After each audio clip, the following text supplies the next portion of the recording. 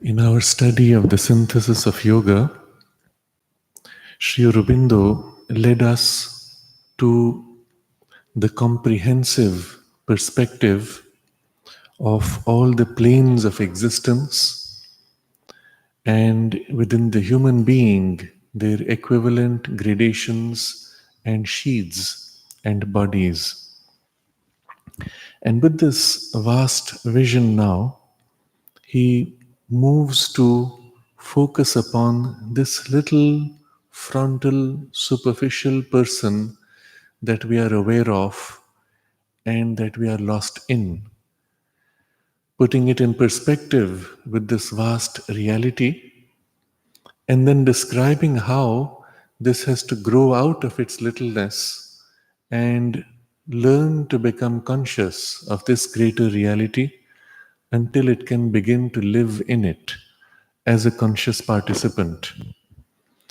In the chapter we are reading, the lower triple Purusha, first he described the reason why all of this larger reality is hidden from us because of our preoccupation with existence in a little corner of the material universe, with a life of a single body in a tiny focus of space and time and cut off from the whole. And yet, the initial struggle of our focus is not only to find some ways of comfort and to make life worthwhile, minimizing the suffering as far as possible, but there is a tendency to perceive something greater subjectively, precisely because, first of all, we are a soul and not merely a living body. We cannot remain satisfied with this narrow perspective, and within us, subjectively, are hints of the realities beyond, and we have a sense of infinity and immortality which is always there latent, as if just behind the scenes. And although science is able to give us an appearance of very objective truths of existence and a very superficial physical knowledge, as soon as we have completed what it can offer to us, our intuitive sense turns towards these deeper and higher possibilities. We saw many examples of this process in life, and especially in the current phase of human evolution, of which he points out that precisely because there is this deeper realm within us, an age of strong materialism and skepticism is always followed by an age of occultism, of mystical creeds, of new religions, and profounder seekings after the infinite and the divine. When he's making this statement, you have to keep in mind that it is not just now that this is happening, but it has happened before many times. It has happened before in various cultures, various civilizations at different stages of the human cycle, when there was a strong materialistic turn, followed always by this inward opening, because materialism had exhausted the possibilities of the surface, and these inner and intuitive parts in us now turn to that higher. It has happened at many times in different places on earth, but what is happening today is exceptional, that it is happening across the whole earth almost at the same time, with variations of a decade or two between different parts of the earth. What happened earlier was there were large cycles that took place in isolation. But for the first time, there has been, at least in the current larger cycle of human development, there has been this coming together of the larger sense of unity of humanity, not yet overtly on a spiritual foundation, but already preparing for that on some deeper subliminal part. And so the changes taking place across the earth are no more in isolation. Even if in one part this turn from the strong materialism to a deeper occult or religious side awakens, it has its ripple effect on the rest of humanity. The only thing we can say is that in each space, the form in which this turn takes place is different. In some, it is a stronger turn to occultism. In others, it is a more mystical creed. Others, a new religion or profounder seekings, bypassing all these intermediate forms. And even one can say within a single culture, within a single nation, within a single physical space, there are subclusters specializing in each of these. Especially with the emergence of this great tool of the spirit, which we call the internet, it allows us to connect across boundaries of space and to an extent in time, allowing gatherings to form which are physically spaced far apart, but in interests and in consciousness gathered close, at least for the duration in which they connect on a subtle level through the physical medium of the internet. As when you have a chat discussion, it feels as if we are in connection with, let's say, a dozen people. Their physical location on earth may be scattered, but at that moment, energetically and in thought, we are connected. Even a kind of a sense of a collective and even a group consciousness of the interests or the basis of that collective, it may have a deeper or a more shallow body. But this allows for something which has unprecedented in human history. While we have had phases where we have even had more powerful, more dramatic technologies, many of them occult and sometimes physical, it has never been so widespread as it is currently. And so, what he's describing here, when he says this, an age of strong materialism and skepticism is always followed by an age of occultism, creeds, and religions. It's not just of this time, but he's looking at the big picture of history and also the larger picture in space, across the planets, across civilizations, across galaxies, wherever there is this emergence of consciousness into mind and through mind to spirit, this principle will apply for the reasons given because it's a universal principle. The turn from the superficial mentality and laws of bodily life brings us now to possibilities beyond, and those possibilities cannot be explored by the existing tools of science. To explore them must be the work of another knowledge than that of physical science or of a superficial psychology. So that first entry now takes place often with a religious framework. The reason is religion inherently does not rely upon reason. It relies much more upon some intuition, some deeper faith which reflects in our surface parts. We know that it is so, and that's all. And that knowledge may be more deep in those who have a deeper awakening, but still it is confirming in those who have a less deep awakening. When the person with deep awakening states, "This is what I experienced," the person with less deep awakening recognizes the truth of it, and there is as if a resonance of that intuitive, subliminal faith. And so there is a gathering of knowledge, experience, and with it perhaps a way to deepen and grow in this knowledge. So the next paragraph dwells on this. What is the form in which this unfolding of religion takes place, and what are its various conclusions and variations in the conclusions? And as always, Sri Aurobindo will describe these in their most broad and essential characteristics in a manner that you will see it covers all the variations of different traditions.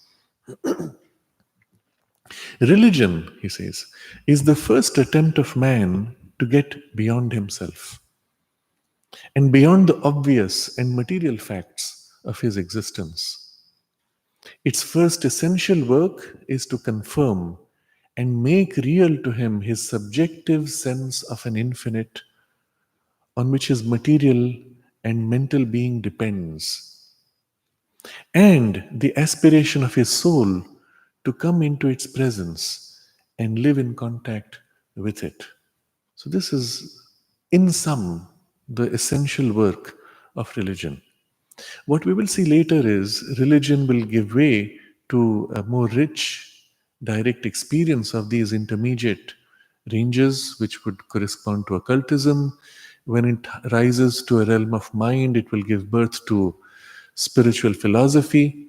But all of these are really leading towards a more direct experience and the yogic knowledge.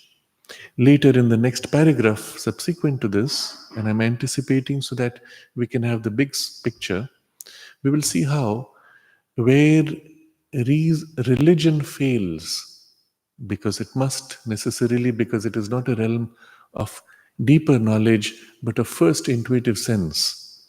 Where religion fails, it gives way to a direct experience which we will call yoga. And that yogic direct experience also corresponds perfectly with where science has failed, where science could not go beyond the physical appearances. And when he says to explore further must be the work of another knowledge, that is the yoga knowledge and the yoga science. And he uses this phrase also, science of yoga. So physical science failing gives way to a subliminal awakening which has a more religious character, which also rises and develops but fails at some point. But both prepare humanity for this transition to a more direct experience that bridges the inner perceptions of religion as well as the outer, objective, organized knowledge of science, and builds upon both and takes them to its higher possibilities. In between, we could say there's a band of the occult knowledge where the larger yogic turn, instead of going straight to the highest spiritual possibilities, turns to its relations with the lower and loses itself in the intermediate range. And that would be an occult knowledge or an occult science. So here is a physical science with its complementing religion as a first preparation, and then a band which we could call an occult domain with an occult science, rising to a spiritual domain with a spiritual science, which is more directly the nature of the yoga.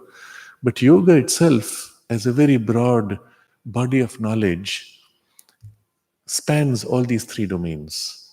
It includes, in fact, at its lowest, even the physical aspects of sciences and the philosophical approaches to the material domain, but bridges through the occult into the spiritual. So, this we will keep as the big picture, while for the moment we dwell on the aspect of religion. So, as a first attempt, religion is a first attempt of man to get beyond himself and beyond the obvious and material facts of his existence. And it's first essential work. is to confirm and make real to him his subjective sense of an infinite. We sense that there is more. You walk into a forest, you feel there's something wide of presence that is alive. You sit before the ocean, and you can feel as if the ocean is alive and there is an infinite presence. You look at the sky, and you can forget yourself in the infinite. But this subjective sense needs to be confirmed and made real. We may call it divine, but is it real? Can it be verified? And the basis or the first focus of religion is to be able to give this kind of an access.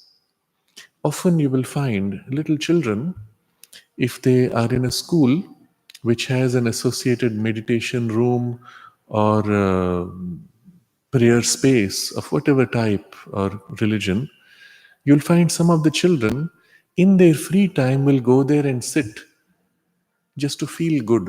You ask them what they do. I feel good, I rest there, and I come back rejuvenated. But what are they doing instinctively? They feel that going into that space gives them access to something more which they don't have access to in their normal routine. And so the fact that entering a room or a sacred space confirms vividly this experience, and then I lose it and I regain it or lose it, makes to the more superficial, objective parts of us the surety, because it's tied to a physical space and I'm entering with a physical consciousness, objectivized, and I know entering the room I feel, existing the room I don't feel as much. Just that is enough to validate and fix. But then religion builds on that.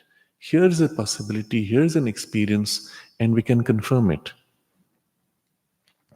And also, it gives the aspiration of his soul the chance to come forward into this presence and live in contact with it. As a result of the religious practices or the religious lifestyles, I am able to somehow come closer to that experience or make it more frequent or call upon it when necessary. I've seen in many houses when I visit people, it so happens I'm staying with them or just casually visiting, it's interesting to see their prayer space. Inevitably, in India at least, almost every house seems to have it. In the West, some have, some don't. But there's always an equivalent space where people retire if they have a spiritual life, where they retire for their deeper immersion or contemplation.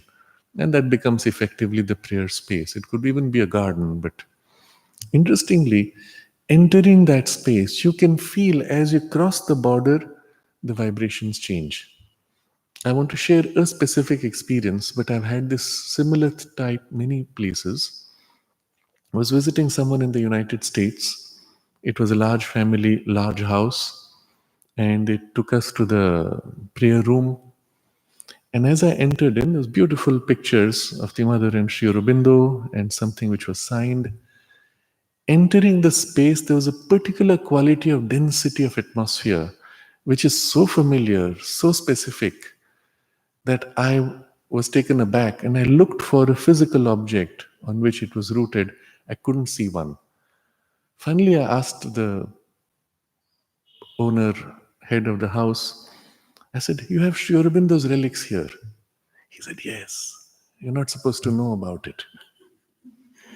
So perhaps it was covered. I don't know where they had kept it, but he confirmed it was there. But that vibration was so distinct.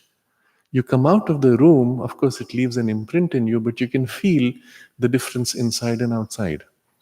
And then we went down, and next to the kitchen space, there was another room which had the traditional icons, idols of Ram or Krishna and Durga, Lakshmi, various deities, Ganesha, beautiful form with a lot of the traditional material used for the puja, ritual flames and flower offerings. Entering that space, again, you had a similar impact, but the vibration was totally different. Here it was much more dynamic, active, and forceful. And I asked, who prays here? Of course, it was one of the ladies in the house, and it was her space which was kept for pujas. But you could feel the qualitative difference between the two also. There, those who meditated were much more in a state of silence and receptivity. Here, the prayer was much more dynamic, and the energy invoked was so distinctly different. Not incompatible, just different aspects, perhaps also relating to the nature of the invocation. But when you have that living experience, that having done a certain prayer, having done a certain invocation, having held a certain object that is sacred, there is a shift of atmosphere, so objective, so vivid. Not only that it convinces the most physical doubting part of your mind, but it allows this deeper part of the soul to come forward and live in contact with it, be in its presence, and at will by going into a space. And the beauty of this benefit is even a child who may or may not be conscious enters the space and receives its effect.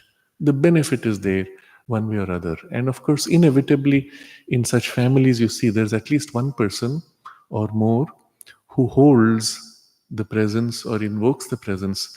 Others use it, benefit from it, even if they are not fully conscious of it. In many business families, I've seen where there is great financial success.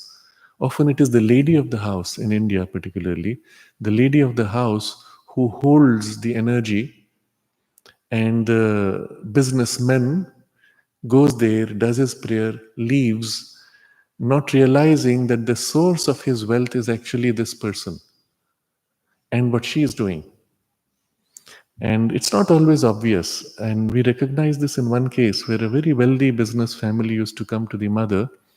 And many years later, when they were visiting my teacher, MP Pandit, he pointed out that that particular woman, she was the Lakshmi in the house, that is, she held the wealth.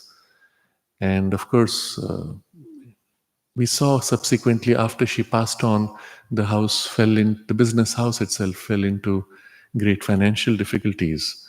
It could have been corrected if whoever took her place developed that capacity, or opened herself or made herself ready to be a fit vessel for that particular energy of the divine.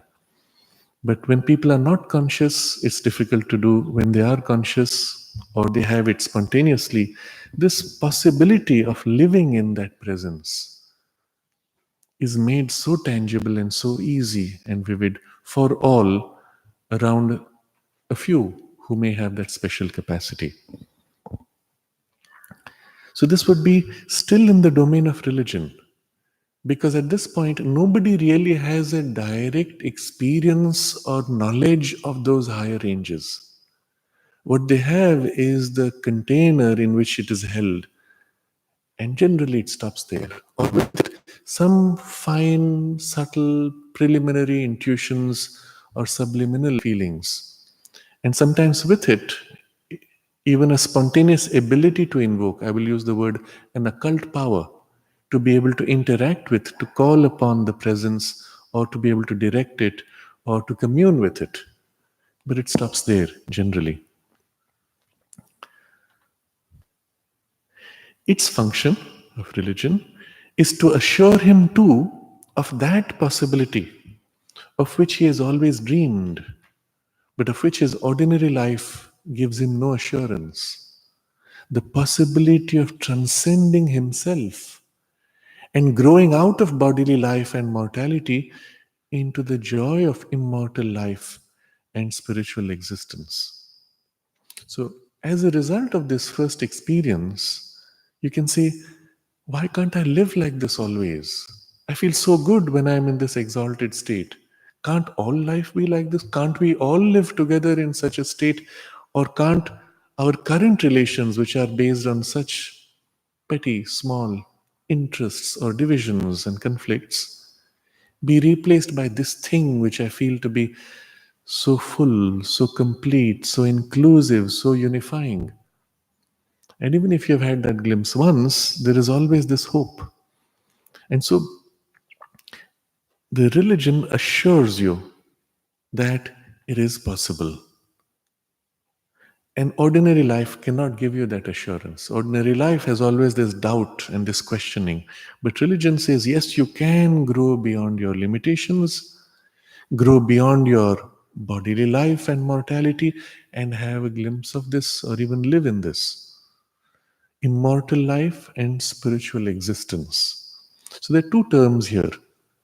There is a bodily existence, we may say, and life, bodily life. The fact that I am existing only temporarily is contradicted by this higher spiritual existence which feels immortal, which feels eternal, or at least in my contact with it, I feel that quality. And then there is the bodily life, which has its own drives and passions and confusions. And there is there an immortal life, which is not driven by passion, which is not based on a reaction, which is based on something which is already so complete that it doesn't need anything other, but it embraces all and it fills everything to give them meaning. My passion is craving to reach out to a form to fill itself, and of course, it never satisfies. That instead fills forms to give them meaning, and the relationship is so different from there. But it's as if there is this opposite, almost like a mirror. But this assurance religion can give you. It also confirms, this is the third benefit of religion, it also confirms in him the sense that there are worlds or planes of existence other than that in which his lot is now cast. So you experience such a state, not only it is a state into which I am exalted, but I realize I drop out of it or re-enter it, but the state itself is unchanged. And so there is the sense that this state actually represents a domain, a realm, a world in itself, or at least a first glimpse of that world. And so the religion can confirm, yes, there is not just this, but there are many worlds, many gradations. Now, all of this knowledge may be organized, systematized, given to it very specific and detailed uh, constructions. Remember when we went to Angkor Wat, largest of the ancient world temples that survives, it had the depiction not only of stories from the, I believe it was Ramayana, but also it had scenes of hells and heavens. And so there were categories of hells and categories of heavens. And if you go into particular traditions, depending on the lineages, they will give you a specific number and they will say, speak of 7 heavens or 7 hells. And you wonder, why do you need even to categorize them? And yet these perceptions come from a glimpse. There is an intuition or an experience behind which has then been categorized and an explanation given, which may or may not be valid, or it may be superficial, or it may point to a deeper truth which is lost in the explanation. So it gives you that assurance that there are other worlds different from this, and contrasting the two, what happens? Other than that in which his lot is now cast, worlds in which this mortality and this subjection to evil and suffering are not the natural state, but rather bliss of immortality is the eternal condition. And again, there is this sharp contrast of opposites. Here, I seem to be suffering all the time. There, I could live in an immortal bliss. So these are 3 things which religion assures. Incidentally, as a result or as an add on, it gives him a rule of mortal life by which he shall prepare himself for immortality. So now, depending on the variations of the religions, it could say, well, here is a method by which you prepare yourself to enter those worlds. Depending on the particular variations, it may be after you die, you will get to those worlds. And so you prepare yourself in this way. Or it may be if you prepare yourself now, then even before you die, or you may hasten the transition to that world and get out of this suffering quickly. But some method, some rule, which you have to follow here for that, to prepare for that, is given. He is a soul and not a body. And his earthly life is a means by which he determines the future conditions of his spiritual being. So, this is the primary reversal of reality which religion offers you, that body is not your first reality, soul is your first reality. And therefore, even though the bodily suffering may be there and bodily end may be there, the soul can be in bliss and immortal. And right now it is tied to the body, but when it is freed from the body, at least you would have access to that.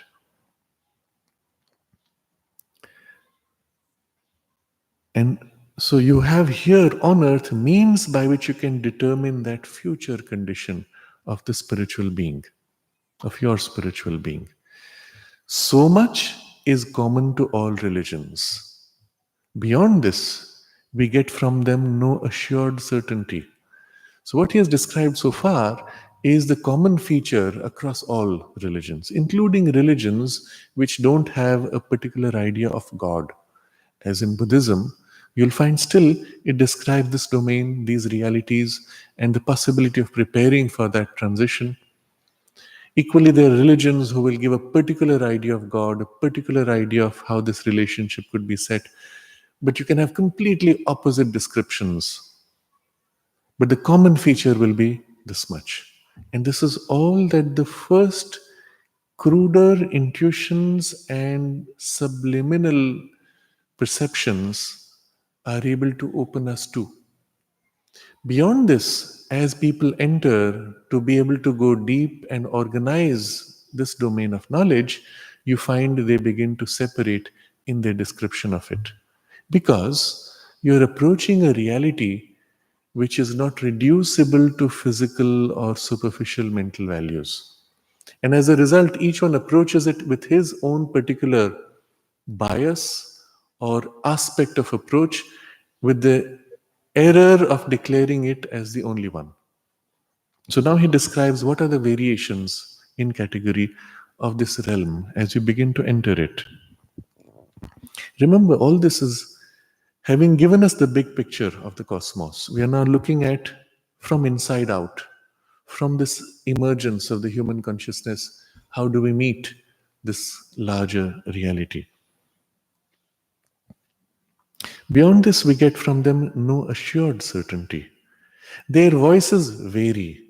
Some tell us that one life on earth is all we have in which to determine our future existence, deny the past immortality of the soul and assert only its future immortality, threaten it even with the incredible dogma of a future of eternal suffering for those who miss the right path,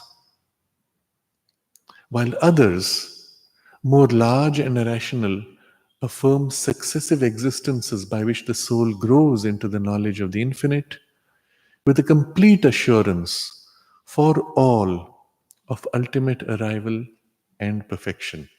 So he gives now two very broad divisions and then finer variations within those. In the first broad division, there is this idea that there is only one life on earth, and what you do here will determine your future in the hereafter, in the higher realms.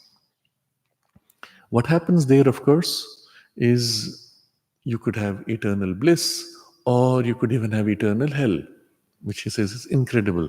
Now, in the process of describing these, he throws in with a single word sometimes a subtle suggestion. And we'll dwell on these. So,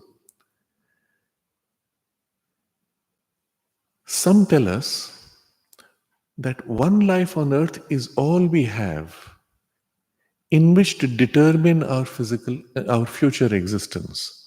So here's your one chance. What you do now will decide everything, and that everything being eternal will decide your eternity based on what you do in the next 20, 30 years. And then with that, he throws in this very subtle suggestion, poking or exposing the irrationality of that view, he says, deny the past immortality of the soul and assert only its future immortality. So here's an idea. As a soul, you have just come into existence, given a very short earthly life, and then this whole eternity. And if you do the right things here, you will get that eternity, or you will have prepared for the full enjoyment of it. But how is it you have an eternity subsequently and a beginning which is somehow out of the blue in time? If you think about it logically, it does not fit. In the very nature of anything which is time born, if there is a point where it was not and it is born in time, then it has to end in time. Because if there was a time when it was not, it is capable of not existing. And if sufficiently circumstances change, well, they will change eventually. And so you will cease to exist, whether it is in 10 years or 100 years or a billion years even. Why? Because you emerged out of a set pattern of circumstances. And therefore, you're dependent on that pattern of circumstances for your existence. And as long as that is the case, all patterns of circumstances change. And as they all continue to change, eventually they change so much that it is no more supporting to what your existence is. And therefore, you end. So, inherent to any starting point is an ending point. On the other side, if you can accept that you live forever, then there is something which is independent of circumstances. As everything in the universe changes, you still stay permanent. Therefore, there is something in you which was always permanent and independent of these circumstances. It was not suddenly born. So, this point he just throws as a suggestion. Deny past immortality of the soul and assert only its future immortality. The moment you have claimed future immortality, you have to recognize there is past immortality. Threaten it even with the incredible dogma of a future of eternal suffering for those who miss the right path. So, the idea given in many of the religions is that you have this very narrow path of your short time on earth, the physical body. You don't do the right thing, you will miss your eternal bliss and go into eternal suffering, which again is incredible, he says, because if logically it does not make sense, it makes you credulous. How can it be? If the reality beyond is of the nature of eternal bliss, even accepting that there are other worlds, and you have an eternity out there, to say that you will be stuck in eternity in suffering because of something you did for a short time in the physical body, it doesn't make sense logically.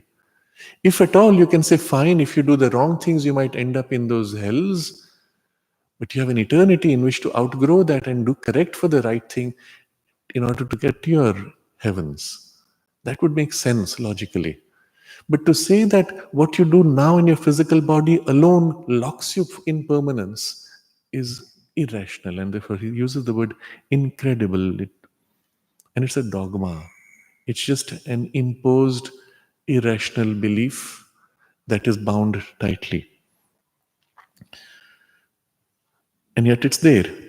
And unfortunately, millions of people suffer from such ideas.